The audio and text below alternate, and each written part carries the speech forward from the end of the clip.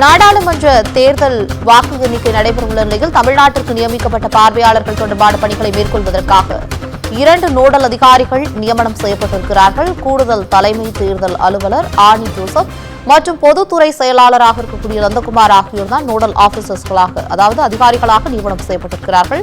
இவர்கள் இருவரும் பார்வையாளர்கள் தொடர்பான பணிகளை ஒருங்கிணைப்பாளர்கள் என்றும் தெரிவிக்கப்பட்டுள்ளது.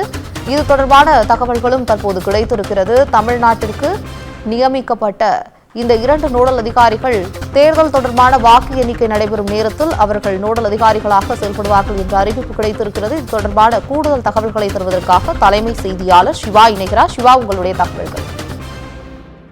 நாடாளுமன்ற தேர்தலுக்கான வாக்கு எண்ணிக்கை என்பது வரக்கூடிய 4ஆம் தேதி என்று எண்ணப்படக்கூடிய நிலையில இந்த வாக்கு எண்ணிக்கையின் போது முழு வீச்சில் அதிகாரிகள் நியமிக்கப்பட வேண்டும். குறிப்பாக வாக்கு எண்ணக்கூடிய பணிகள்ல தேர்தல் அதிகாரிகளுடன் உதவி தேர்தல் நடத்தக்கூடிய அதிகாரிகள் கூடுதலாக நியமனம் செய்யப்பட்டிருந்தார்கள்.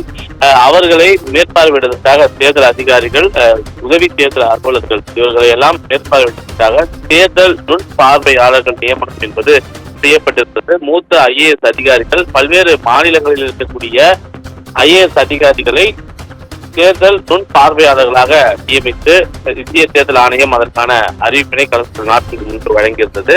அதனை தொடர்ந்து தற்போது கூடுதலாக 2 மூத்த IAS அதிகாரிகள் நியமனம் என்பது செய்யப்பட்டிருக்கிறது. இந்த நியமனத்தை இந்திய தேர்தல் ஆணையம் செய்திருக்கிறது.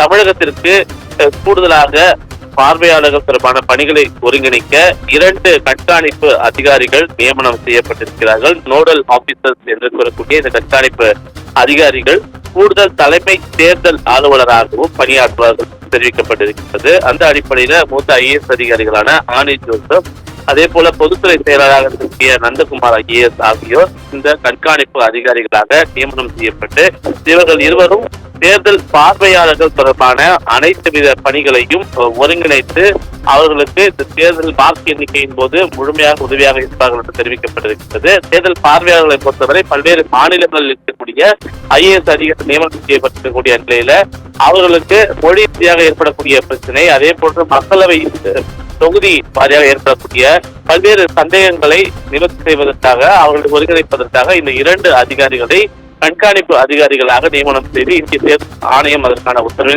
பிறப்பித்திருக்கிறது. அண்மை தகவலுக்கு நன்றி சிவா. தமிழகத்தில் நியமனம் செய்யப்பட்டிருக்கக்கூடிய பார்வையாளர்கள் தொடர்பான பணிகளை கண்காணிப்பதற்காக 2 நோடல் ஆபீசர்ஸ் என்று அழைக்கப்படுகின்ற கண்காணிப்பு அதிகாரிகள் நியமனம் செய்யப்பட்டிருக்கிறார்கள். ஆனி ஜோசப் மற்றும் நந்தகுமார் ஆகிய இருவரும் தற்போது நோடல் அதிகாரிகளாக நியமனம் செய்யப்பட்டிருக்கிறார்கள் என்ற தகவலை நீங்கள் வழங்கியதை அண்மை செய்தியாக கேட்டோம்.